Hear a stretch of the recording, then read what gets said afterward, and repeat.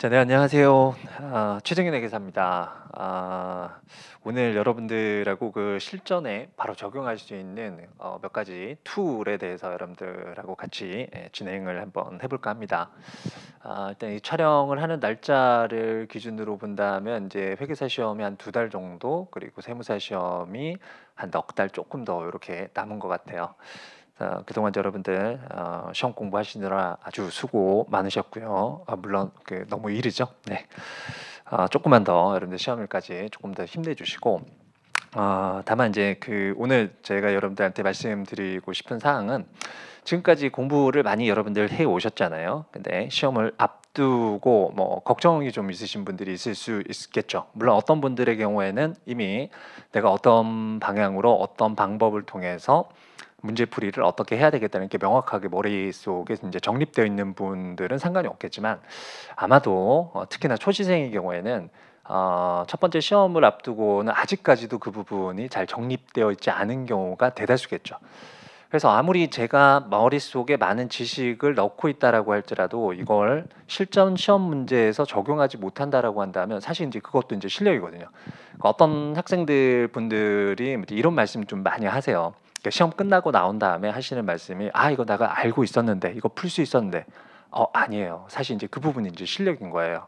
자기가 알고 있는 내용을 실전에 바로바로 대입을 해서 효율적으로 문제 풀어나갈 수 있는 친구들이 이제 합격권에 있는 이제 실력 있는 친구들이고요. 그게 아니고 이제 나중에 이제 시간 있을 때 끄적끄적 이제 나중에 풀어봤더니 그때서야 풀린다. 사실 이제 그 부분이 이제 실력이 판가름하는 거거든요. 어차피 투입된 시간 자체는 크게 차이가 안 날 거 아니에요, 그렇죠?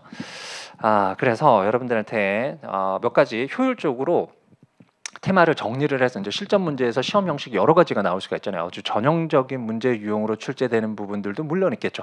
그런 부분들은 여러분들 연습 많이 하셨으니까 바로바로 적용이 가능하겠지만, 그렇지 않고 조금씩 형식이 바뀌는 경우가 있어요. 근데 선생님들 입장에서는 사실 뭐 이렇게 표시가 되나 저렇게 표시되나 이 내용이 똑같다라고 한다면 어차피 똑같은 문제는 알고 바로바로 분석이 되지만, 학생분들 입장에서는 아직까지 그 단계까지 오르지 못하신 분들이 대부분이고 그 부분에 어려움을 겪게 되잖아요. 그럴 경우에는 문제를 풀어나갈 수 있는 툴, 흐름을 어떻게 쫓아가서 어떻게 문제를 풀 것이냐가 명확하게 나와 있는 경우에 그런 부분들을 해소시킬 수가 있는 겁니다. 그래서 어떤 자료 형식이 되었든지 간에 어떤 분석 절차를 거쳐서 어떤 틀에 자료들을 집어넣어서 효율적으로 문제 답안을 풀어낼 것이냐, 이 부분에 대해서 여러분들하고 오늘 말씀을 좀 드릴까 해요. 물론 이게 특강의 형식이다 보니까 전범위 모든 테마와 관련된 얘기를 여러분들한테 말씀드릴 수는 없겠죠. 그래서 오늘 제가 여러분들한테 전달해 드리는 사항은 일단 일부 테마들이에요. 몇 가지 테마고, 일단 이 부분을 통해서 여러분들이 이 방법 괜찮다, 저 선생님이 제시하는 방법이 뭐 효율적으로 여러분들 효과적으로 사용될 수 있다라고 생각을 하신다면 뭐 추가적인 특강을 진행을 하든지, 아니면은 뭐 제 풀강좌 있으니까 이 풀강좌를 통해서 여러분들 해소시킬 수 있으면 될 것 같아요. 그래서 오늘은 맛보기다라고 생각을 하시면 될 것 같습니다. 자, 그래서 일단 우리 목표죠. 우리 목표는 어떤 문제에서 제시된 자료가 있을 거란 말이에요. 이 제시된 자료를 단단한 툴에 집어넣어서 효과적으로 정답을 도출하자라는 것이 우리의 목적이 되겠습니다. 자, 그러면 이 부분을 통해서 그러면 어떻게 여러분들이 적용을 하셔야 될 것이냐라는 거예요. 자, 어떻게 우리가 이 방법을 적용을 해봐셔야 될 것이냐. 자, 적용 절차라는 건데 별거 없습니다. 이미 여러분들이 공부를 쭉 해오셨잖아요, 그렇죠? 그래서 일단 공부를 해 오시는 분들도 이건 이미 뭐 이번 단계까지 오셨으면은 사실 이제 좀 시간이 좀 많이 경과된 것 같긴 한데, 이미 여러분들이 공부를 진행을 하실 때부터 이런 틀에 따라서 공부를 하시는 게 사실 가장 효율적이란 말이에요. 막 중구난방으로 공부를 하지 마시고, 회계란 것이 여러분들이 알고 있는 테마들이 있잖아요, 그렇죠? 뭐 재고자산이면 재고자산, 유형자산이면 유형자산, 뭐 금융자산, 금융자산, 이런 틀이 있단 말이에요. 테마들이. 이 테마들이 어떤 방식으로 시작해서 어떻게 끝나느냐, 이 부분이 머릿속에 일단 정립되어 있으면은 문제 풀이하는데 상당히 도움이 될 뿐만 아니고, 사실 이제 그 부분을 얼마만큼 잘 알고 있는지를 확인하는 절차가 사실 시험 문제란 말이에요. 그래서 가장 먼저 여러분 확인하셔야 될 사항은 흐름이에요, 흐름. 자, 재고자산이다라고 한다면 재고자산 시작을 어디서 할 것이냐, 취득원가 그렇죠. 그럼 취득원가는 또 어떤 방법으로 어떤 금액들을 처리를 할 것이냐, 뭐 원가를 어떻게 측정하자, 뭐 이런 것들 있잖아요, 뭐 그렇죠. 뭐 매입 할인은 어떻게 하고, 매입운임은 어떻게 하고, 리베이트는 어떻게 하고, 이런 부분들 사사한 것들은 이제 그 살을 붙여 나가는 거죠. 그럼 취득원가 결정이 된다면 이제 원가 배분 절차 이렇게 들어가잖아요. 그렇죠? 원가 배분할 때 팔려 나간 거 매출원가, 팔려 나가지 않은 거는 기말재고. 그런데 그냥 없어진 것들은 어떻게 할 것이냐. 감모와 관련된 사항도 나오게 될 거고요. 그리고 남아 있는 것들은 재고 자산은 재무상태표에 표시를 해 주셔야 되는데 혹시라도 원가보다 회수할 금액이 더 줄어들면 어떻게 할 것이냐. 이게 이제 저가보편가 이런 것들이잖아요. 그러니까 이런 흐름을 일단 머릿속에 숙지를 잘 하셔야 된다는 것이 첫 번째 사항이에요. 그렇죠? 그리고 두 번째는 어떤 유형에도 적용할 수 있는 틀이죠. 그래서 그 흐름이 머릿속에 있다면 그 흐름을 자료를 그 흐름 속에다가 집어넣을 수 있는 그러한 특정한 단단한 툴이 있다라고 한다면 거기다 집어넣어서 바로 정답을 도출해 나가는 것. 이게 우리의 궁극적인 가장 효율적으로 시험을 풀이할 수 있는 그런 방법이 아닐까 싶습니다. 그래서 좀 전에도 잠깐 말씀드렸다시피 사실 이제 모든 테마에 대해서 제가 이렇게 말씀을 드리면 좋겠죠. 근데 이런 부분들은 이제 특강을 통해서 해결될 수 있는 사항은 아니잖아요. 그렇죠? 그래서 그런 부분들은 제가 진행하는 풀강좌에 하나씩 어떤 테마들마다 이런 방법에 따라서 이런 툴에 따라서 접근하시면 됩니다라는 걸 쭉 풀어놨단 말이에요. 그래서 오늘은 몇 가지 사례를 통해서 여러분들하고 소개를 한번 해볼까 합니다. 그래서 첫 번째 사례는 이제 유형자산에 대한 손상이죠. 그러니까 일반적으로 이제 학생들이 뭐 많이들 어려움을 겪는 부분 중에 한 가지잖아요. 그 유형자산 손상이 있고, 유형자산 손상이란 것은 원가 모형도 있고 재평가 모형이 있죠. 근데 재평가 모형은 추가적으로 논의해야 될, 좀 심도 있게 논의해야 되는 사항들이 많아요. 그런 부분에 대해서 제가 간단한 특강을 통해서 말씀드릴 수는 없으니까 일단 원가 모형 기준에서 기본적인 틀에 대한 모양새나 여러분들한테 말씀을 드리도록 하겠습니다. 그리고 또 한 가지는 이제 금융자산의 손상이죠. 역시 뭐 시험 문제 출제 빈도도 상당히 높고요. 이게 뭐 A시인 경우, FB, OCI인 경우 각각 어떻게 풀어나갈 것이냐라는 사항들도 여러분들한테 말씀드리도록 하겠습니다. 참고로 말씀드리면 제가 지금 여러분들한테 안내 드리는 이 툴은 1차에서만 적용될 수 있는 건 아니고요. 당연히 2차까지도 이렇게 계속 끌고 갈 수 있는 사항이에요. 어떤 문제 유형에는 이런 방법이 적용된다. 1차에서는 이 방법이다. 2차에서 이 방법이다. 이런 방법론은 여러분들한테 크게 도움이 되지 않아요. 학습량만 더 많이 높이는 그런 방법이 될 뿐이죠. 그래서 1차가 됐든 2차가 됐든 동일한 주제다라고 한다면 동일한 흐름, 동일한 접근 방법은 나와 있어야 되는 겁니다. 다만 이제 자료가 간단하게 나올 것이냐, 자료가 좀 복잡하게 나올 것이냐 이 차이만 있는 것뿐이에요.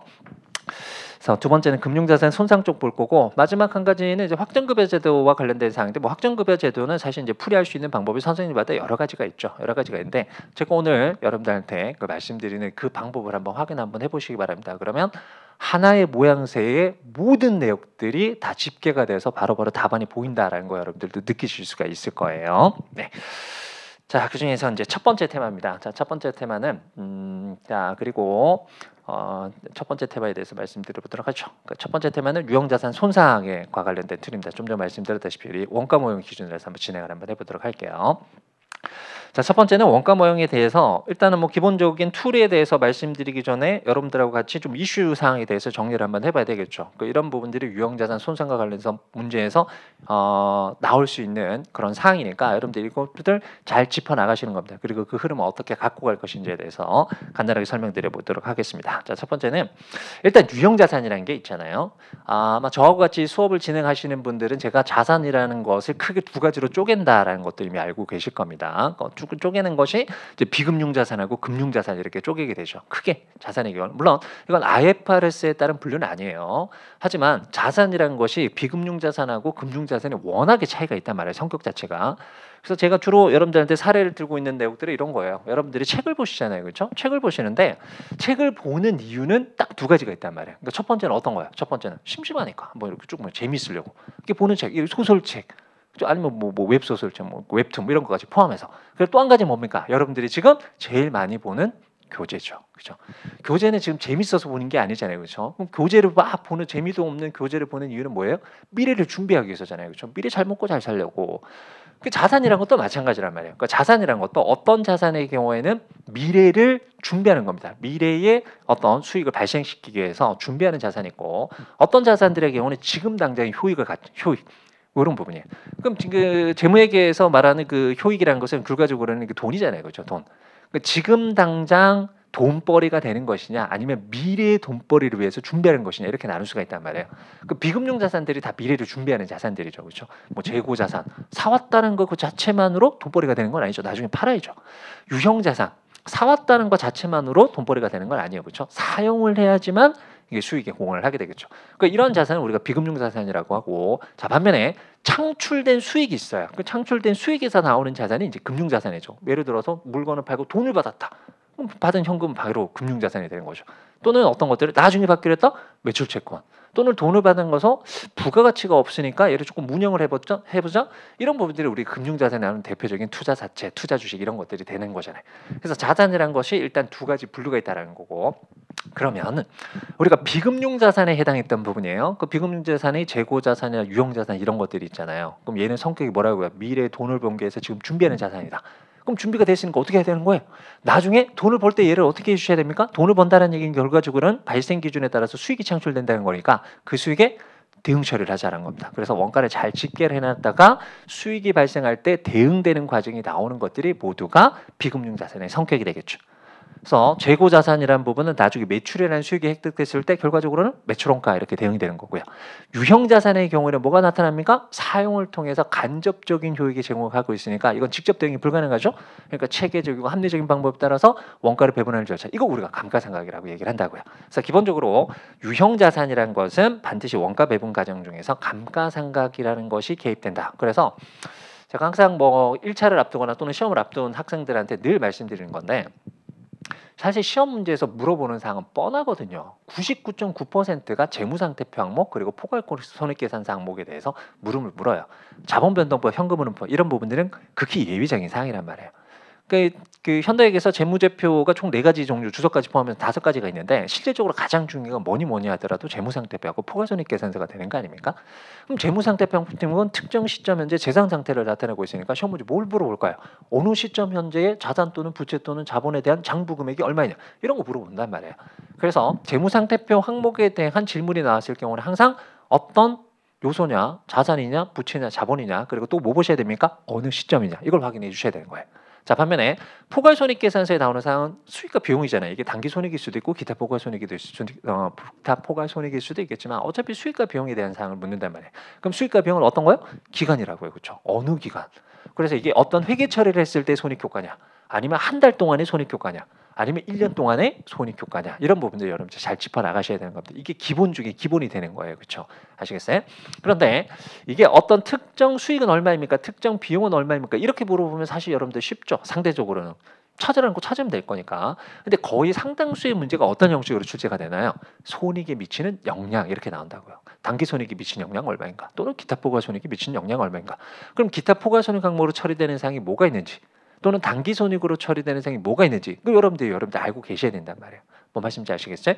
그 중에서 가장 대표적인 단기 손익효과가 발생하는 것들이 딱 2가지가 있다. 그 2가지가 뭐라고요? 기본적으로 여러분들 손익효과를 분석할 때 나오는 게 감가상각비하고 이자예요. 이자 수익 또는 이자 비용. 아시겠어요? 이거 아무 말이 없더라도 여러분들 단기 손익효과를 계산하십시오라고 한다면 이게 감가상각비가 있는 거야? 또는 이자가 있는 거야? 이 2가지는 반드시 체크를 해주셔야 되는 거예요. 근데 이 2가지의 기본적인 특징이 있다고요. 기본적인 특징은 어느 한 시점에 발생하는 항목들이 아니란 겁니다. 자, 감가상각은 1년 동안 특정 시험 문제에서 제시하는 그 기간 동안에 사용을 통해서 수익이 발생시키겠죠. 그럼 감가상각비도 그 사용을 통해서 수익이 발생하는 기간 내내 발생을 하고 있는 겁니다. 다만 여기에 대한 회계 처리를 그 시점마다 할 수가 없으니까 어떻게 하는 거예요? 회계 기간 말이나 또는 뭐 처분이 발생했다. 특정 시점에 몰아서 하는 것뿐인 거지. 실질적으로 감가상각은 해당됐던 기간 동안에 계속적으로 발생하는 거죠. 이자도 마찬가지고. 무슨 말씀인지 아시겠어요? 그래서 항상 회계 처리를 할 때 항상 기말에 회계 처리를 해야 될 생 여러 것들이 있을 때는 여러분들 좀 헷갈릴 수가 있잖아요. 그렇죠? 뭐 재평가도 나타나고 손상도 나타나고 감가상각도 나타나고 다 보고 기한 말에 해야 되는 사항이 나타날 수가 있잖아요. 그때 이제 순서를 잘 잡아 주시는데 그 중에서 가장 먼저 해 주셔야 될 사항이 해당됐던 기간 동안 계속적으로 발생하고 있는 겁니다. 그래서 감가상각은 항상 유형자산 회계 처리의 가장 기본적인 첫 번째 고려 사항이 된다는 거 잊지 마시기 바랍니다.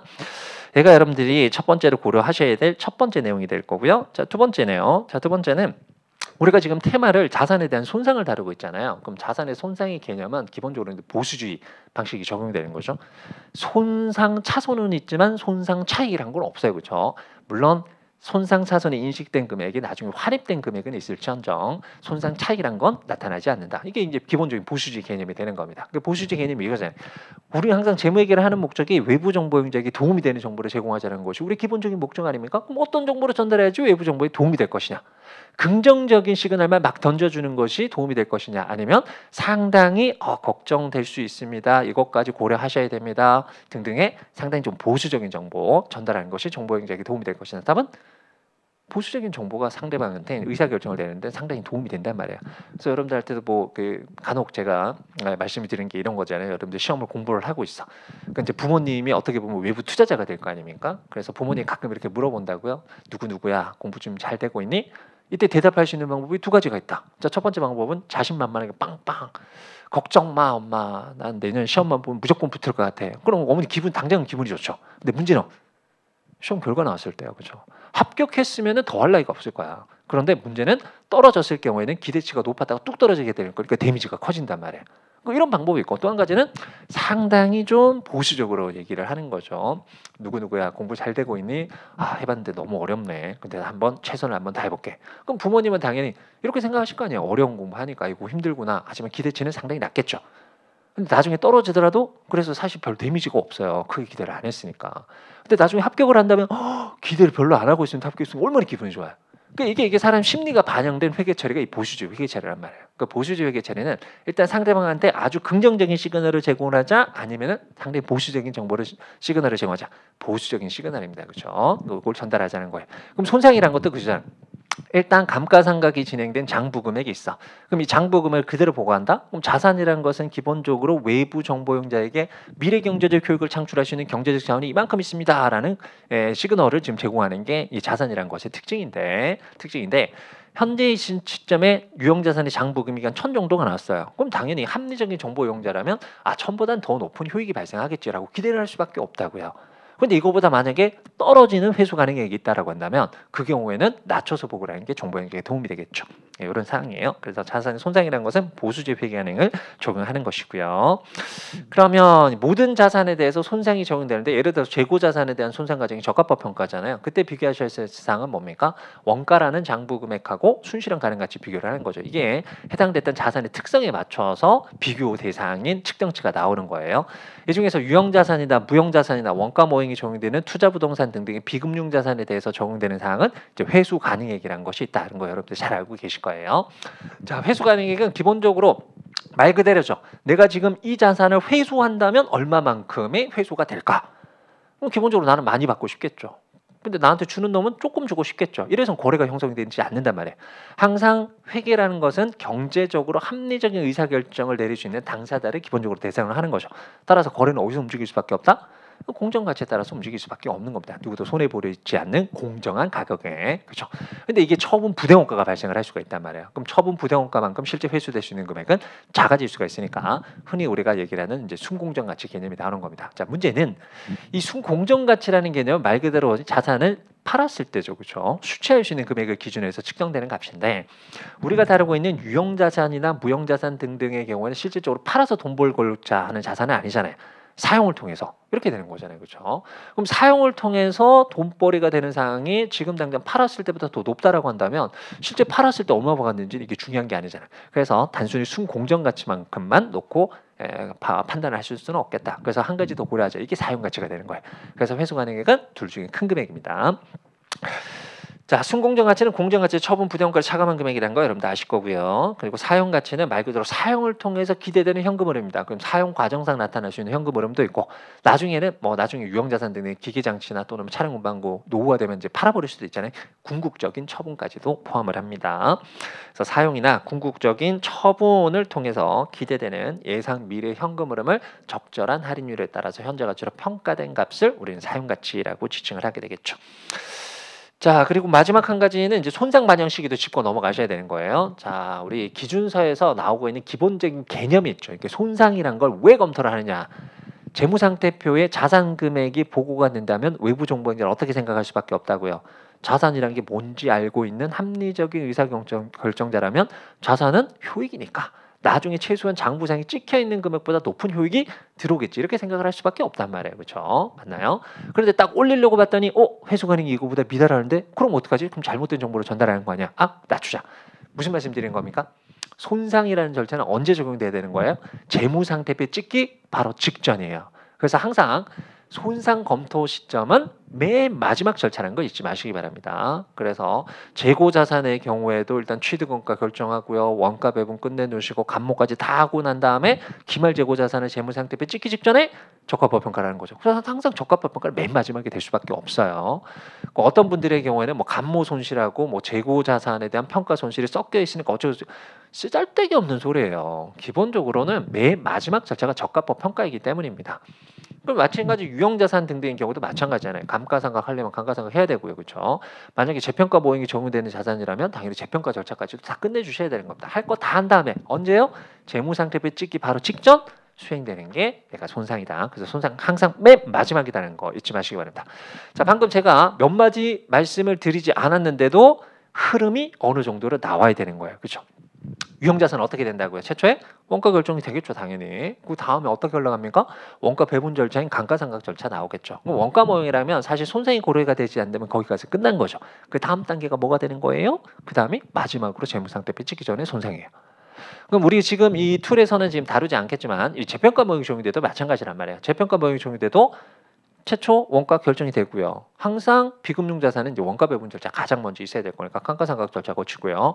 그 다음 상에 이제 재평가를 해야 될 수도 있고 손상을 해야 될 수도 있잖아요. 뭐부터 고려하자는 얘기예요. 재평가부터 먼저 고려하는 겁니다. 손상은 맨 마지막 절차라고요. 그래서 재평가 절차가 끝난 다음에 맨 마지막으로 적용되는 게 손상이다. 아시겠어요? 손상은 맨 마지막이다라는 거 기억을 해주시기 바랍니다.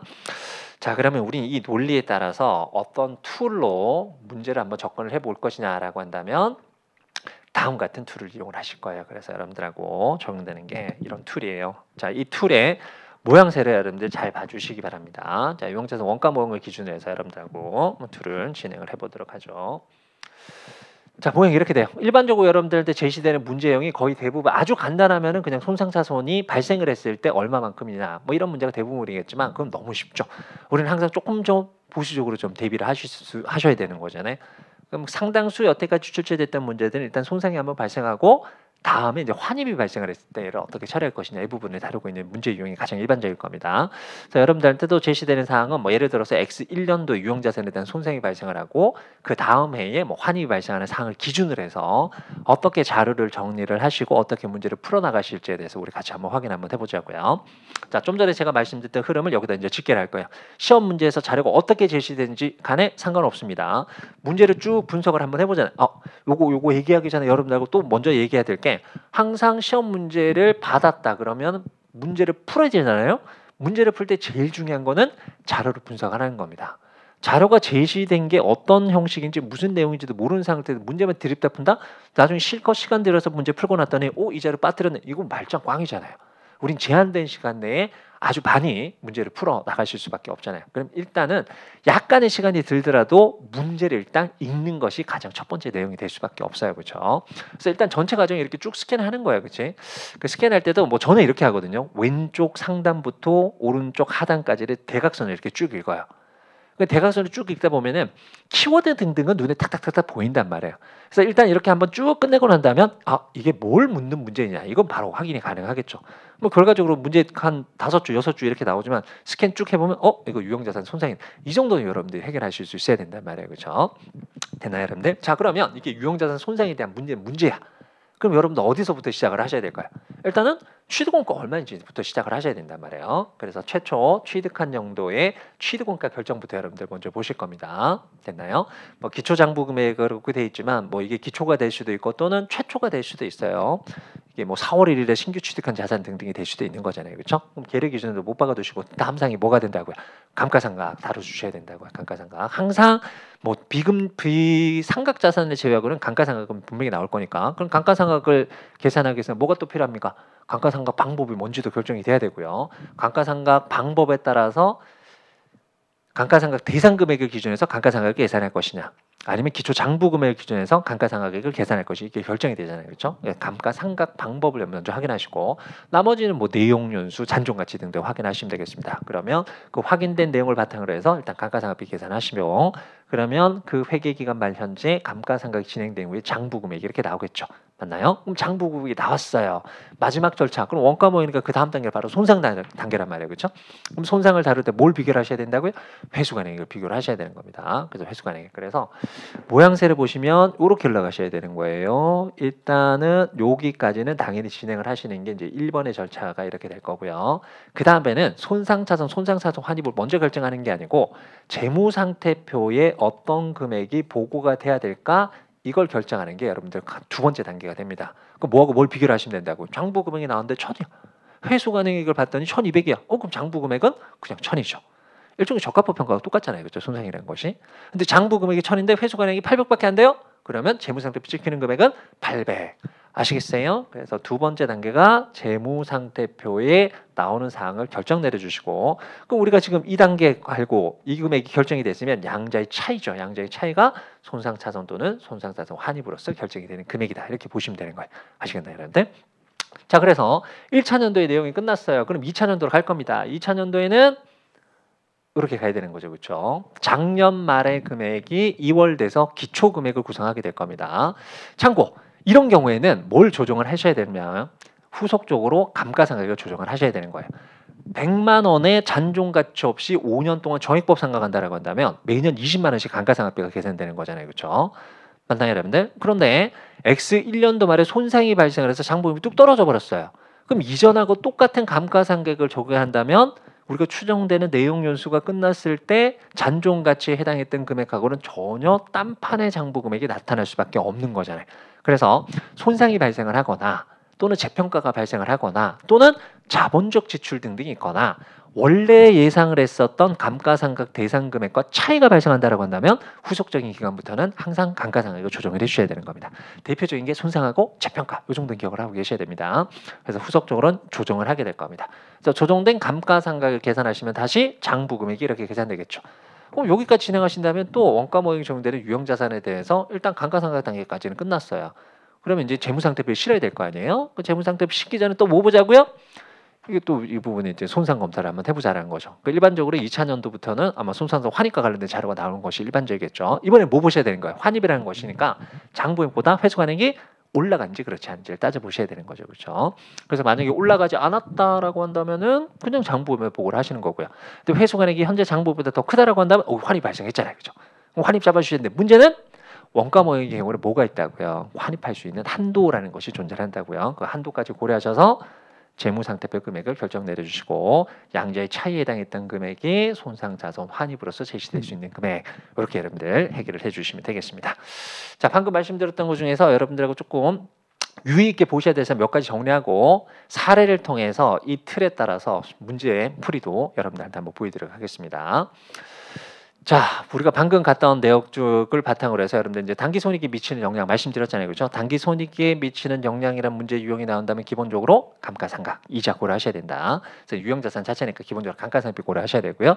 그리고 손상과 관련된 테마가 나왔으니까 손상 차손이 발생하는지 손상자 환입이 발생하는지 여러분들 체크를 해주시면 되겠네요. 여러분들의 단기 손익에 미치는 영향이 될 것이고 자, 재무상태표에 손상이 발생했을 때 시점 좀 전에 우리가 정리했었죠. 그렇죠? 일단 감가상각이 진행된 이후에 손상 전에 장부 금액 확인하시고 그리고 회수관행액 둘 중에 나와서 둘 중에 결과적인 작은 금액이 된다고요. 자, 반면에 환입 시점의 재무상태표 금액입니다. 얘는 일단 환입이 발생했다는 거 확인이 됐어요. 그럼 장부 올려주셔야 된단 말이야. 그 올려주는 대상 금액이 기본적으로는 회수관행액이 되는 거고요. 다만 얘는 어떤 걸 초과할 수는 없다. 손상이 없었다면 장부금이 이 정도 돼. 근데 회수는 이거보다 더 높다라고 해서 올려버린다면 뭐가 발생하는 거야? 이건 손상 차익이 발생하는 거잖아요.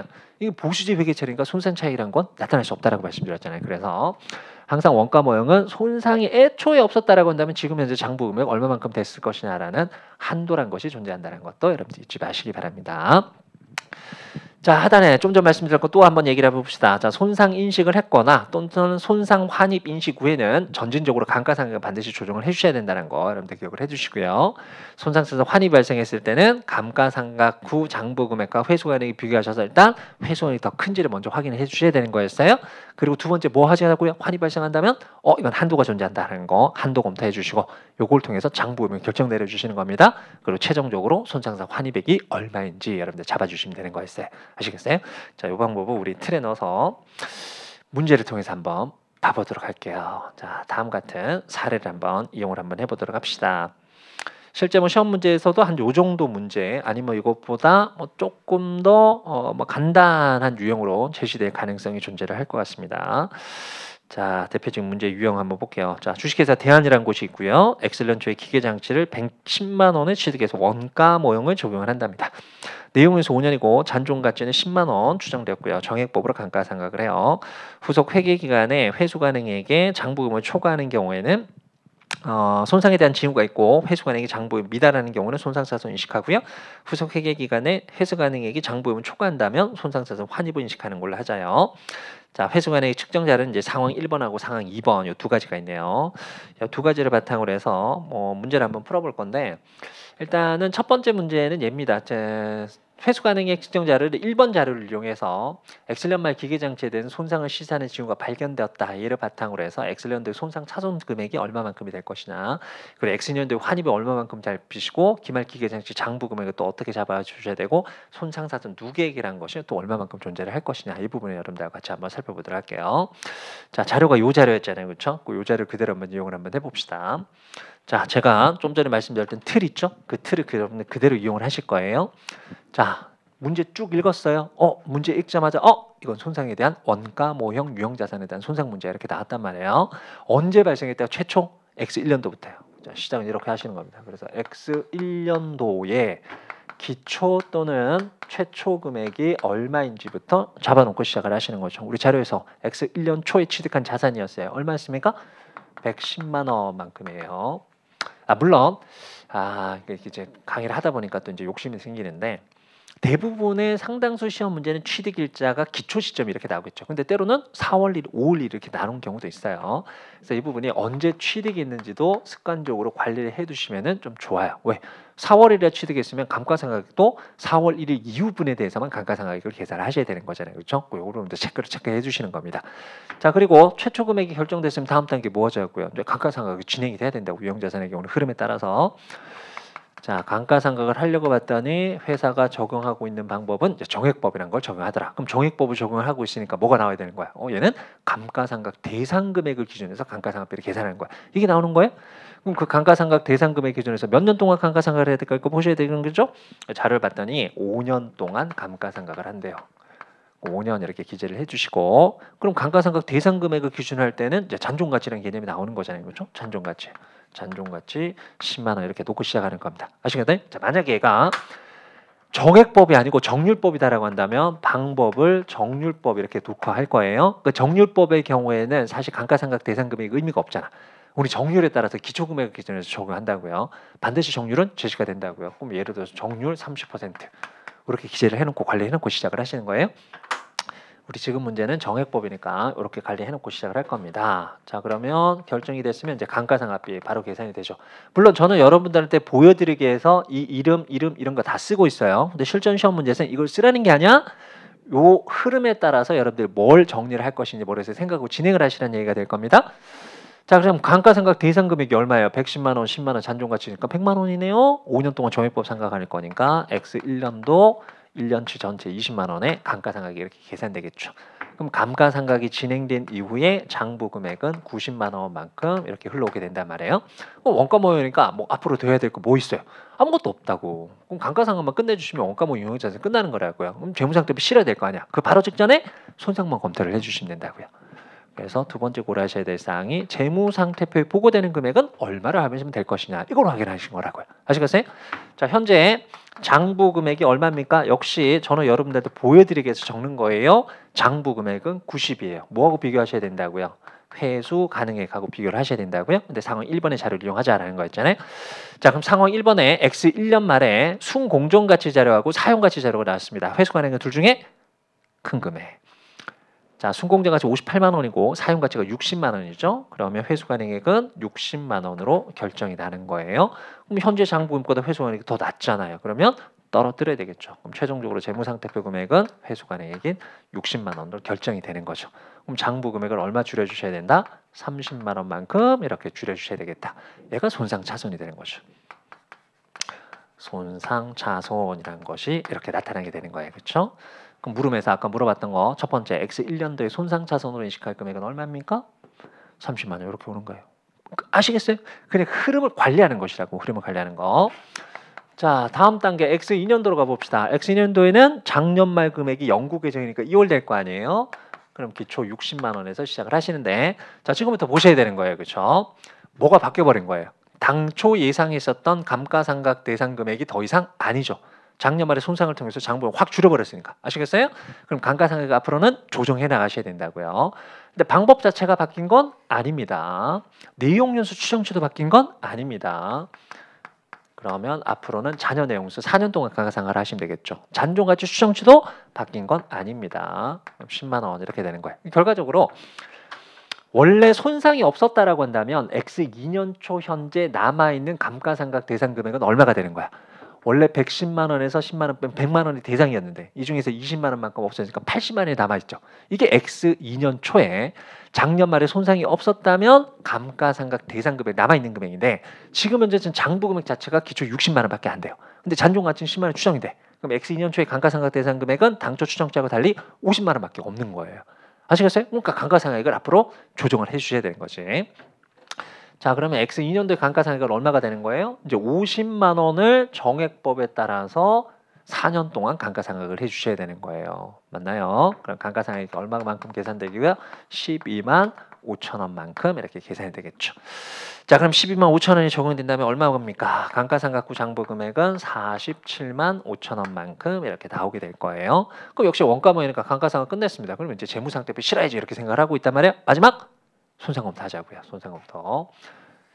재무상태표 금액부터 결정을 내리자라고 말씀을 드렸었죠. 그렇죠? 그럼 역시 여러분들한테 눈에 보여드리기 위해서 쓰는 겁니다. 현재 장부 금액은 47만 5천 원이에요.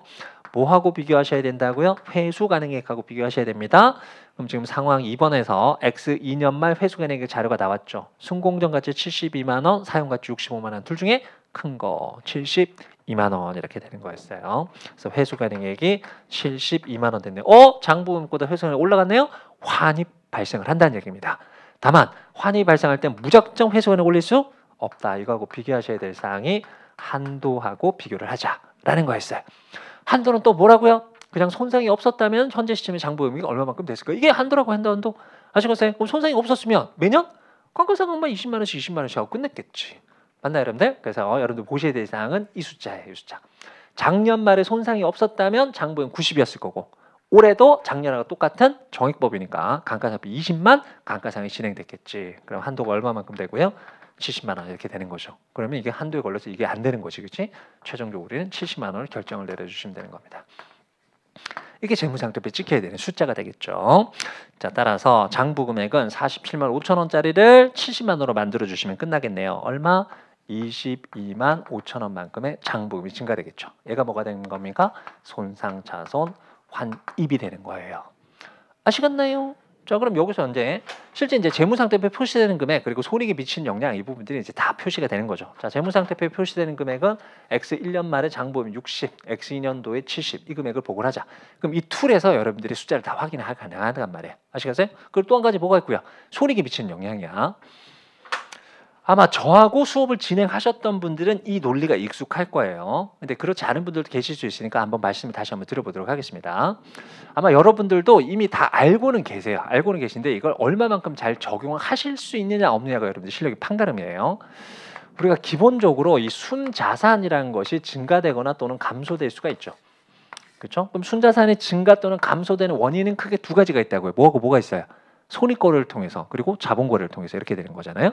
그래서 자본거래를 통해서 기업의 순자산이 증가 또는 감소를 합니다. 이게 주주의 출자 아니면 주주된 분배, 주주에 대한 뭐 이렇게 환급 이런 것들 있잖아요. 그럼 자본거래죠, 그렇지?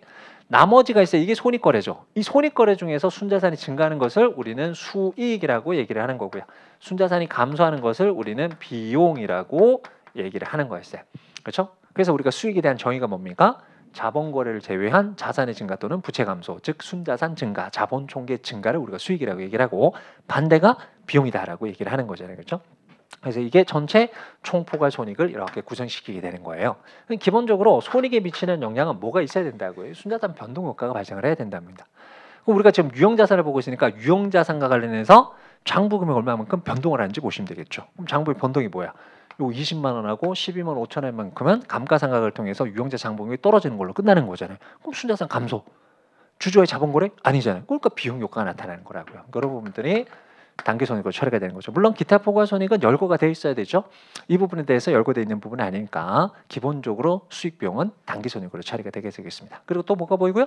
손상을 통해서 장부금이 줄어들기도 하고 늘어나기도 하죠. 그럼 순자산 변동 효과가 발생했으니까 얘도 단기손익 효과가 되는 겁니다.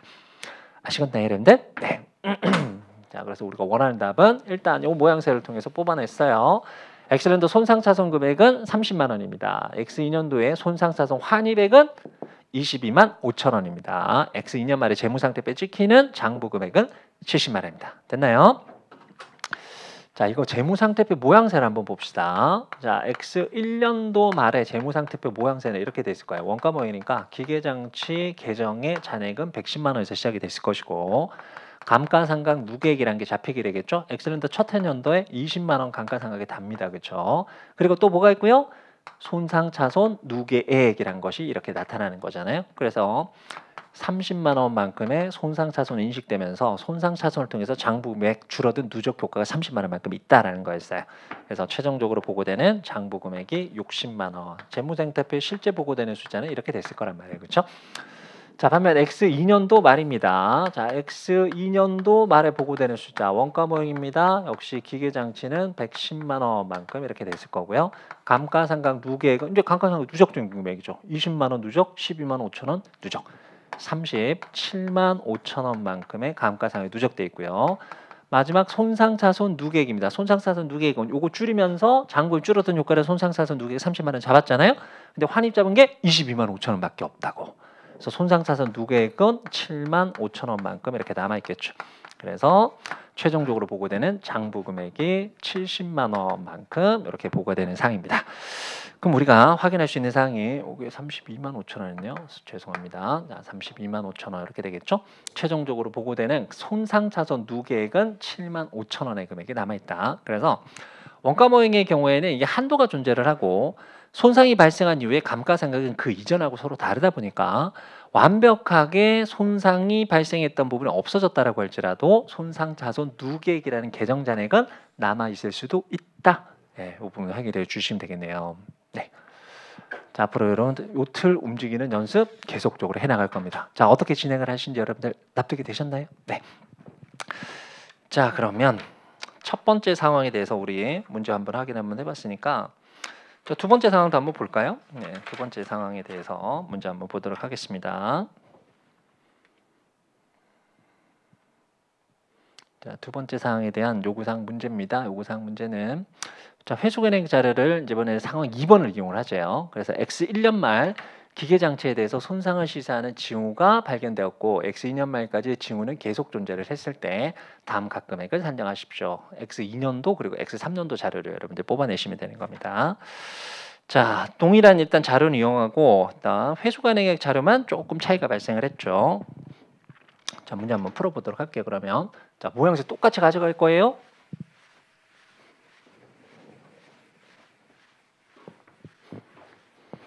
자, 봅시다. 자, 시작은 X1년도에서 시작을 하시면 된다. 기초 또는 최초 금액에서 시작을 하자. 110만 원 확인됐단 말이에요. 감가상각 방법 확인합시다. 정액법에 따라서 정합니다. 감가상각 대상 금액이네. 몇 년 동안 해야 되지? 5년. 잔존가치 있는지 봤더니 10만 원만큼 있더라. 감가상각 대상 금액은 100만 원이다. 취득 자체가 1월 1일 기초취득이다. 따라서 X1년도의 감가상각은 그냥 1년치 전체를 해주시면 된다. 얼마? 20만 원. 이렇게 나오겠죠? 그럼 감가상각이 진행된 이후에 장부 금액입니다. 90만 원만큼 나오네요. 원가 모이니까 할 거 끝났다. 최종적으로 재무상태표에 보고되는 금액을 확인을 하자. 자, 재무상태표 현재 장부 금액은 90만 원만큼 나와 있다. 뭐 비교하자고요? 회수 가능액하고 비교를 하자라는 거였어요.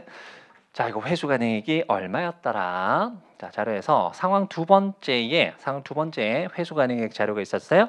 엑셀 연말에 얼마입니까? 순공정 가치 95만 원, 사용 가치 58만 원, 둘 중에 큰 금액 95만 원이 되네요. 회수 가능액 95만 원. 장부 금액은 회수 가능액보다 더 낮은 금액이네요. 그럼 손상이란 건 발생하지 않았겠지. 재무상태표에는 90만 원으로 확정 지어 주시고. 원래 90만 원인데 재무상태표 90만 원이니까 아무것도 없는 거죠. 그렇죠? 그래서 엑셀 연도에는 손상이란 것은 전혀 나타나지 않았다. 자, 손상에 대한 징후가 있다고 해서 무조건 손상사선 인식되는 겁니까? 아닐 수도 있다라는 거 역시 대비하실 수 있겠죠. 자, 그럼 또 X2년도로 갑시다. 작년도로부터 넘어온 금액이 90만 원입니다. 자, 그럼 이게 좀 전 풀어봤던 상황하고 차이점 아시겠죠? 좀 전에는 X1년도 말에 손상이 발생을 해서 이미 장부율 줄어들었어요. 그래서 X2년 초가 됐을 땐 당초의 감가상각 대상 금액하고 다른 금액이 됐죠. 그래서 우리가 감가상각을 전진적으로 조정을 했단 말이야. 근데 X2년도 지금 사례에서는 바뀐 게 있나요? 없잖아요. 그렇죠? 당초 추정했었던 게 매년 20만 원씩의 감가상각 대상금이 줄어들 것이다 라고 봤었던 거잖아요. 그럼 X2년도가 됐을 때 여전히 20만 원만큼 줄어드니까 얼마만큼이 남아있는 거예요? 당초 100만 원에서 20만 원 없으니까 80만 원 그대로 남아있잖아요. 뭔 말씀인지 아시겠어요? 90만 원에 잔존가치 10만 원이니까. 그러니까 감가상각 조정할 이유가 전혀 없다고요. 그럼 작년도가 똑같은 20만 원의 감가상각에 반영 처리해 주시면 장부 금액이 70만 원만큼 이렇게 될 겁니다. 그럼 원가 모이니까 또 뭐 하자고요? 이제 재무상태표 어떤 금액으로 보고를 해야 될 건지 분석을 하자. 현재 장부 금액은 70만 원만큼 있다. 회수 가능액 비교하자라는 거였잖아요. 자, 2000년도 회수 가능액입니다. 순공정 가치 55만 원, 사용 가치 50만 원, 둘 중에 큰 금액 55만 원 결정됐네요. 회수 가능액 55만 원. 이렇게 하고 봤더니 장부 금액이 줄여야 되네요. 줄어드는 금액을 계산을 하는 거죠. 15만 원 나오고 있습니다. 자, 장부 금액은 55만 원 결정이 되겠죠. 그래서 55만 원 결정 내려주시고 장부 금액 15만 원만큼 줄어드는 게 X2년도에 발생하는 손상 차손이 되겠죠. 아시겠나요? 자, X3년도로 갑시다. 자, 작년도로부터 넘어오는 금액, 2월 된 금액 55만 원에서 시작을 하시고 이번에는 감가상각액을 조정하셔야 되겠죠. 원래대로라면 당초 100만 원에서 20만 원, 20만 원에서 X3년 초가 되었을 때는 대상 금액이 60만 원만큼 남아 있어야 된단 말이에요.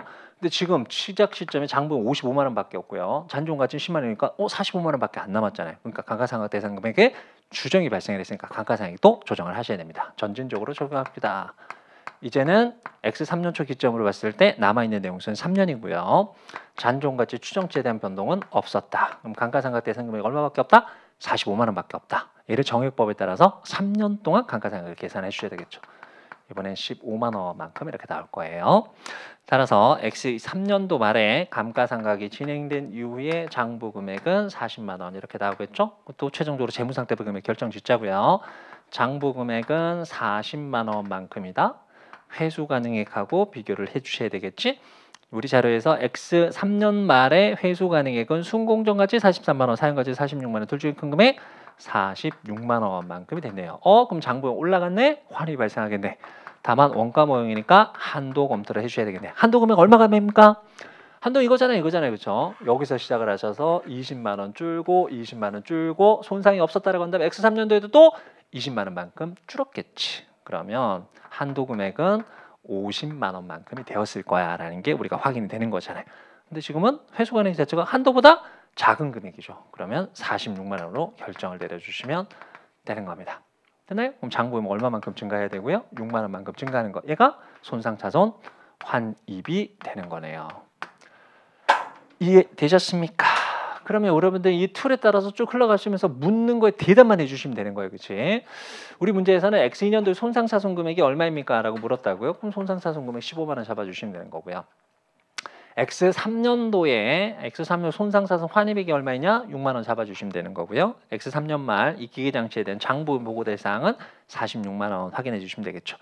손상차손 누계액도 남았죠. 15만 원, 6만 원이니까 아직까지 9만 원만큼의 손상차손 누계액은 남아있다는 거 보이실 겁니다.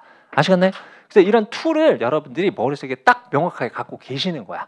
그럼 자료가 어떤 식으로 제시가 되든지 간에 이 틀에다가 순차적으로 집어넣기만 하면 되는 거예요. 그 집어넣다가 뭐가 이거 빠졌네? 자료 한번 다시 한번 확인하시고 그러니까 검증할 수 있는 기능도 있다고요. 여러분들한테 적극 권장해 드립니다. 자, 참고로 이제 이 틀은 우리가 지금 여러분들하고 사례를 들면서는 유형 자산에 대한 원가 모형 적용때 손상과 관련된 사항이 있지만 이것을 조금씩 변형시킨다면 재평가 모형이 적용되는 자산에 대해서 적용할 수가 있고요. 재평가 모형이 적용되는 자산의 손상에 대해서 적용할 수 있어요. 여러분들이 자유자재로 활용하실 수 있는 틀이 될 수 있다는 거 여러분들한테 말씀드리고 싶네요. 그래서 여기까지 일단 우리가 첫 번째 테마 유형자산 원가 모형 적용되는 유형자산에 대한 손상의 기준에서 어떻게 툴을 적용하는지 한번 확인 한번 해봤습니다.